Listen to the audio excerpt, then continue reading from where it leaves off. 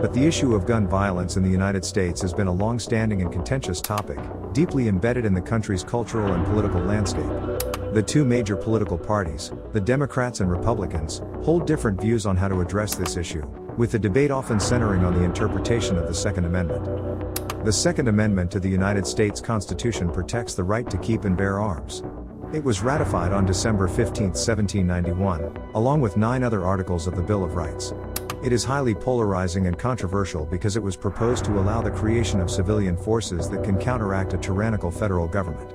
It is worded as a well-regulated militia, being necessary to the security of a free state, the right of the people to keep and bear arms, shall not be infringed. In simple terms, the Second Amendment suggests that American citizens have the right to own and carry firearms for the purpose of maintaining a well-regulated militia and ensuring the security of the nation. However, the precise interpretation of this amendment has been a subject of ongoing debate, particularly regarding the extent of individual rights to own and carry firearms and the government's authority to regulate them.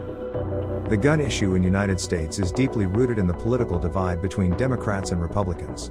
While Democrats generally advocate for stricter gun control measures to reduce the prevalence of firearms and curb gun violence, Republicans argue that such measures infringe upon the constitutional right to bear arms and emphasize alternative solutions, such as addressing mental health and bolstering security measures. Let's look at both the stands in detail.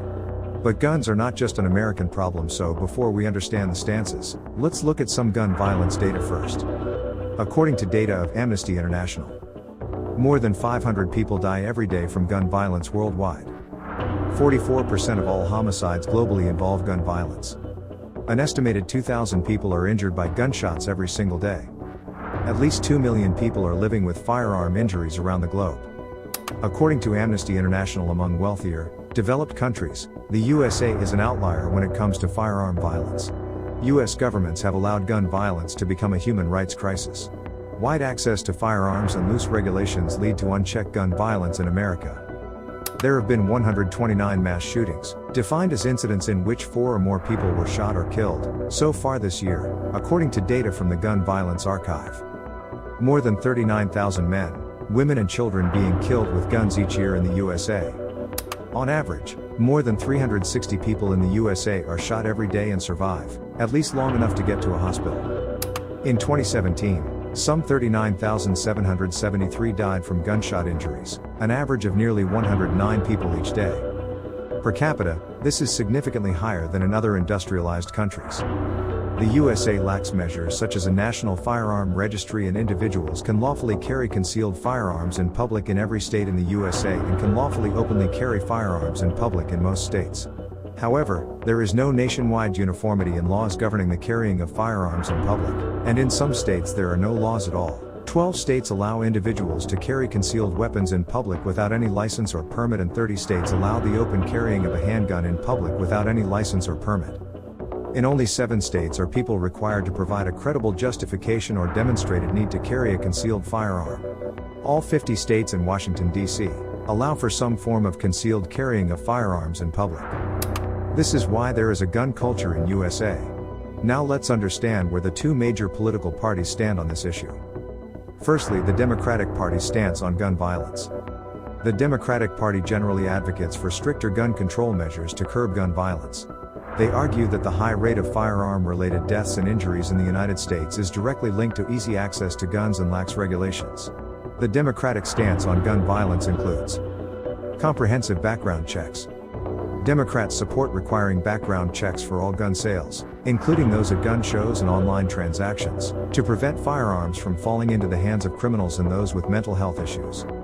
Assault weapons ban. Many Democrats support a ban on assault weapons and high-capacity magazines, believing that these firearms contribute to the severity of mass shootings and have no legitimate civilian use. Red flag laws.